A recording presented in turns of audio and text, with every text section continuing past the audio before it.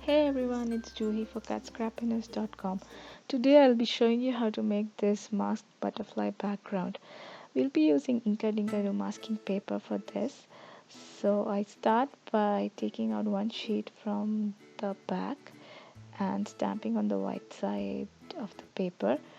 I'm stamping with Memento Tuxedo Black ink because it dries quickly, and I'm not very particular about the impression that I get because I just want to cut out from and use it as a mark. So I'll be cutting out the outline.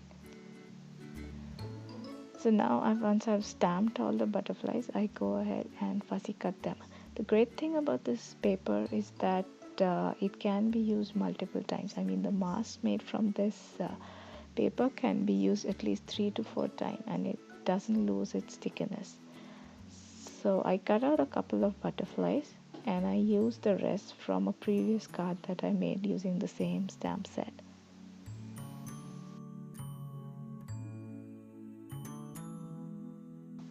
Now that my butterfly masks are cut out, I am ready to stamp onto the actual cardstock. I'm using Ranger watercolor cardstock and I'm using the smoother side of the cardstock.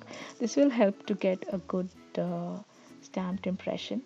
I'm also using a mouse pad at the bottom that will also help me to get a good stamped impression. I stamped one big butterfly right in the middle of the cardstock, and this will appear to be on the top and all the other butterflies would appear to be at the back of this butterfly.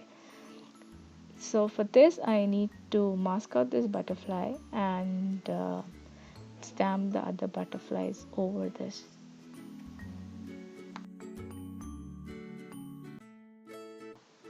I stamped the second butterfly slightly overlapping the first butterfly.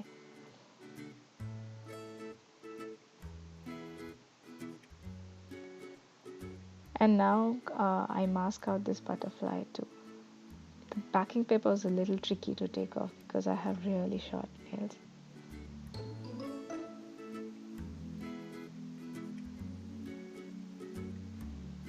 And then I go ahead and stamp the third butterfly.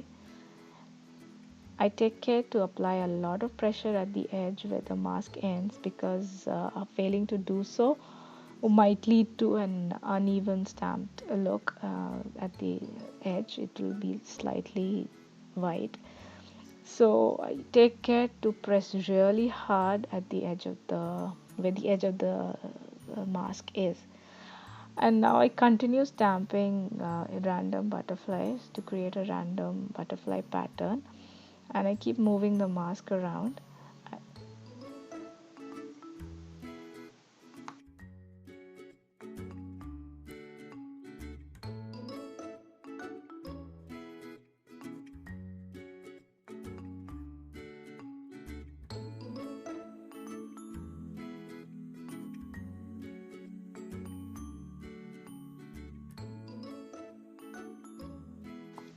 I keep changing the orientation of the butterflies and stamp off the edge also to create a random pattern.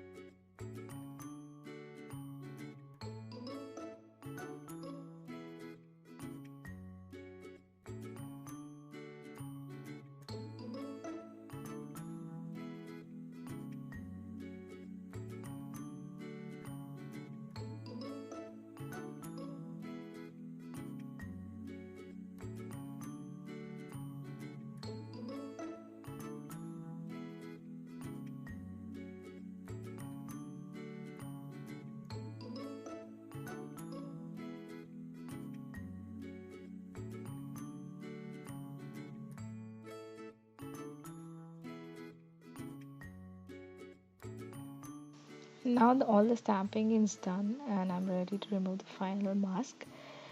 And this is how my stamp butterfly background looks like. Doesn't it look gorgeous? Now I go ahead and color in the butterflies with Zig Clean Color Real Brush markers. I'm using a lot of bright colors to color them in, and it's really straightforward. So I'm going to speed up the video.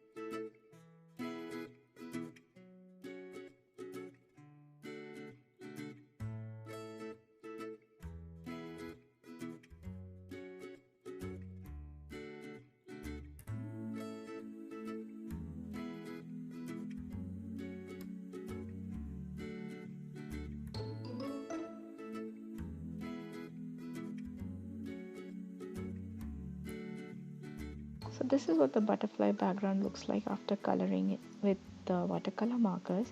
To give it some more depth and dimension, I will color in the shadows with the black and gray color pencils. I'm using Prismacolor pencils for the purpose.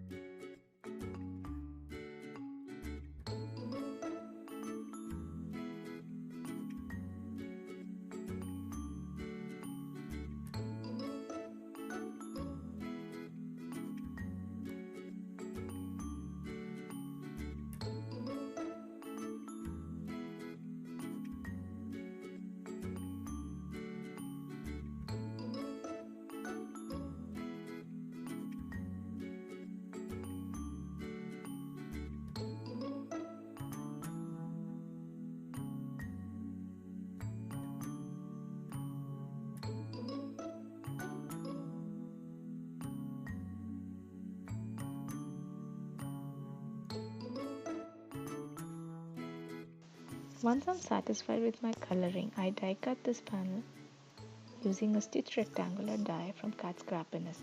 I also cut out a square window on my panel using a double stitch square die by Cat Scrappiness.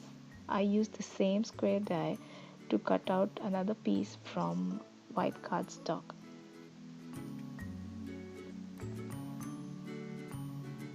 I go ahead and stamp the sentiment onto this white square piece. The butterflies and the sentiment are from a stamp set by Mudra Stamps, which is also available at Cat Scrappiness. The links to all the products used will be given in the video description below. I'm using a black cardstock base for my card, and I used the butterfly panel as a guide to place my sentiment, and I'm using liquid glue to stick it on to the black cardstock base.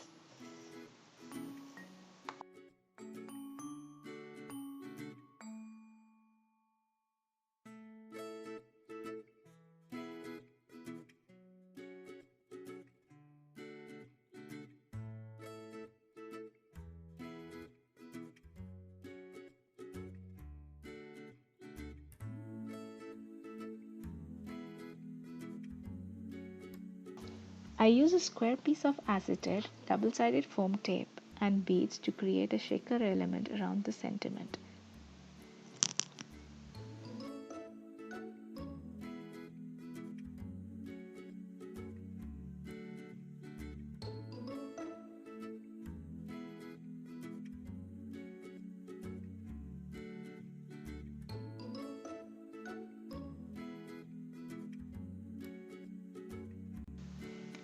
And now my card is ready. I hope you enjoyed this video and realize how easy it is to create a masked background using masking paper.